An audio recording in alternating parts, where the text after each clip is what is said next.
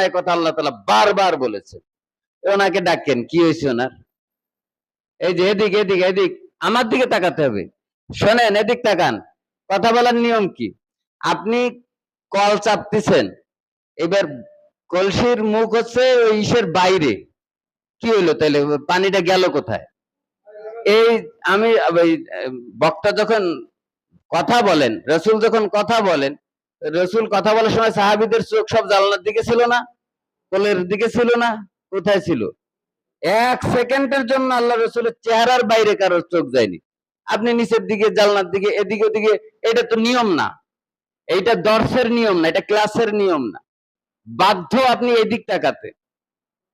আপনার যথেষ্ট মনোযোগ আছে, আপনি মনোযোগ দিয়ে শুনতেছেন, নিচের দিকে তাকায়, অনেক গভীর মনোযোগ। সেই মনোযোগ সর্বোচ্চ 1 মিনিট থাকবে, তার মধ্যে আপনার টেনশন আসবে, বাড়ির একটা চিন্তা আসবে, বা আপনার বাজারে একটা চিন্তা আসবে। আপনি যদি এদিকে না তাকান, আপনার অবশ্যই আলোচনার মধ্যেও যদি আপনার চোখ অন্যদিকে নেন, যে আমরা ওই যে মক্তবে পড়াই, যখন ওদেরকে আমরা কি বলি, যে পড়া শিখতে হলে কয় জিনিস এক জায়গায় দিতে হবে। আঙ্গুল রাখতে হবে আয়াতের পরে, লাইনের পরে, চোখ রাখতে হবে এখানে, চোখ, খেয়াল, 3 জিনিস ওই এক জায়গায় রাখতে হবে, তাইলে ও অর্জন করতে পারবে। তাইলে কলসির মুখ রাখছেন এইখানে, আর ওই পানি ধরতে চাচ্ছেন কলস ভরে, জীবনও না, সম্ভব না। নিয়ম নিয়ম নিয়ম। আমার একটা লিস্ট করতে হবে, প্রত্যেক 3 জুমা কারা কারা এই মানে যারা করে তারা প্রত্যেক দিনই করে। এই ঘুমের পার্টি যে কয়জন, এরা মানে প্রত্যেক জুমাই করে। মানুষ দেখা গেল 1 মাসের মধ্যে একটু শরীর খারাপ, একদিন একটু ঘুমাইলো, প্রত্যেক জুমা এসে যদি ঘুমায়, তার একটা লিস্ট করার দরকার, যে তাদের কি সমস্যা।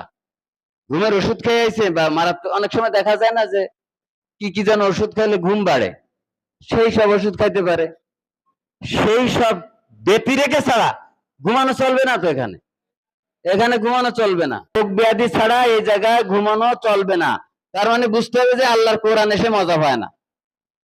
টিভি দেখার সময় চোখ একদম এইরকম থাকে, 1 সেকেন্ডের জন্য ঘুম আসে না। কোরআন শোনার সময় বেশ ঘুম চলে আসে। এটা গবেষণা করার দরকার, কারা কারা ঘুমায়, এরা টিভি দেখে কিনা, আর সেই সময় ঘুমায় কিনা, বুঝছেন? এখন এই জায়গাটা তো সাকিনা নাজিল হয়, আসতে পারে। যেখানে রহমত নাজিল হয় সেখানে ঘুম আসতে পারে। আপনার সকিনা নাজিল হয়েছে, আপনি ঘুমায় পড়লেন, বড় একটা জিনিস থেকে বঞ্চিত হয়ে গেলেন।